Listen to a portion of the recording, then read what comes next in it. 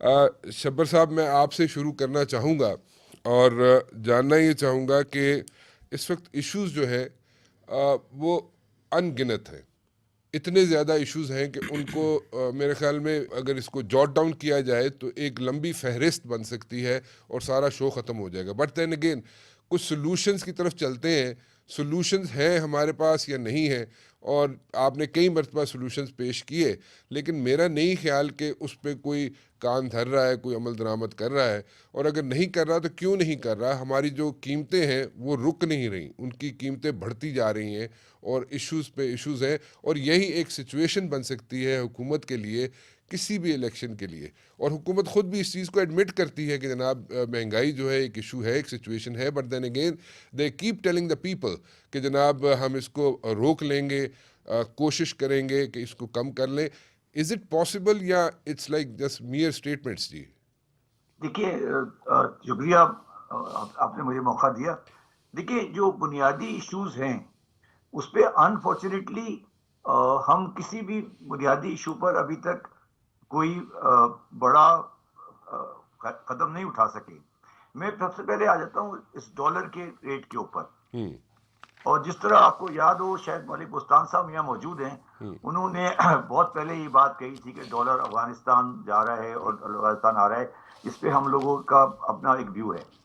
मगर राना साहब, अगर आपने कोई 3-4 दिन पहले की खबर पढ़ी हो जिसमें स्टेट बैंक गवर्नर ने बैंकों के प्रेसिडेंट से कहा था कि उनकी ट्रेजरीज करेंसी की स्पेकुलेशन में इन्वॉल्व हैं, हम्म।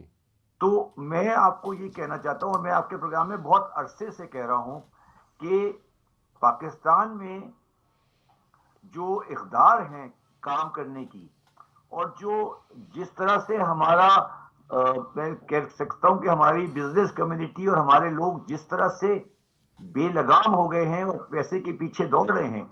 अब आप मैं जो आपको सब कहने की कोशिश ये कर रहा हूं कि ये जो डॉलर के अंदर, मलिक बोस्तान साहब से ज्यादा आपको जा सकते हैं, मगर ये डॉलर पे जो उतार चढ़ाव हो रहा है इसमें बहुत बड़ा ताल्लुक स्पेकुलेशन, गैमलिंग और प्रॉफिटियरिंग का है। और जिस तरह स्टेट बैंक के गवर्नर ने एडमिट किया है कि इसमें बैंकों की ट्रेजरीज फाउल प्ले कर रही हैं। अब सवाल ये पैदा होता है कि अगर पाकिस्तान में इन हालात में भी बैंकों की ट्रेजरीज करेंसी मार्केट में फाउल प्ले कर रही हैं, तो हमने उनको सही करने के लिए क्या किया है?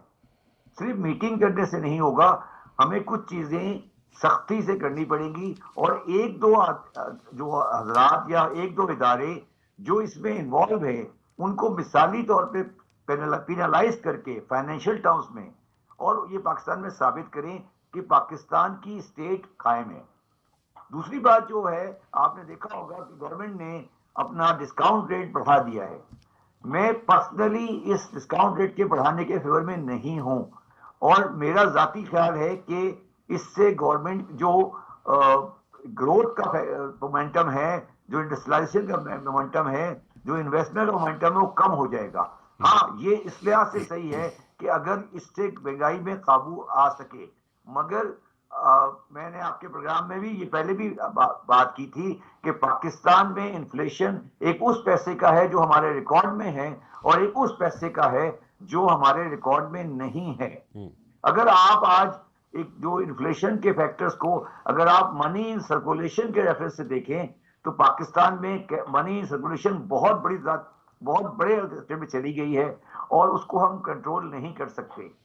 तो मैं समराइज ये करना चाहता हूं कि गवर्नमेंट को अब आम रवैये या आम तरीके या क्लासिकल मेथड से इकोनॉमी को चलाने से हटना पड़ेगा, और एक्स्ट्रा ऑर्डनरी मेजर लेने पड़ेंगे, इंक्लूडिंग डॉलर्स। और मलिक साहब यहाँ मौजूद हैं, एक्सचेंज कंपनीज को भी अपना रोल अदा करना पड़ेगा। मेरी इंफॉर्मेशन ये है कि अफगानिस्तान से डॉलर जा रहा था, मगर रिसेंट मंथ में रिसेंट वीक में डॉलर अफगानिस्तान से आ रहा है, और टीटियां अफगानिस्तान की अब पाकिस्तान के नाम पर आ रही हैं। मैं उसको I don't know much better जानता नहीं हूं, मगर ये मलिक साहब बताएंगे आपको। मगर ये सब चीजें इस बात की शांत ही करती हैं कि गवर्नमेंट को अब एक्स्ट्रा ऑर्डिनरी एफर्ट लेने पड़ेंगे। अगर उन्होंने नहीं लिए और उसमें मैंने एक और बात भी कही थी, शायद आपको प्रोग्राम में ही कही थी मैंने, कि गवर्नमेंट को 5 जरूरी अशिया को राशनिंग करनी चाहिए।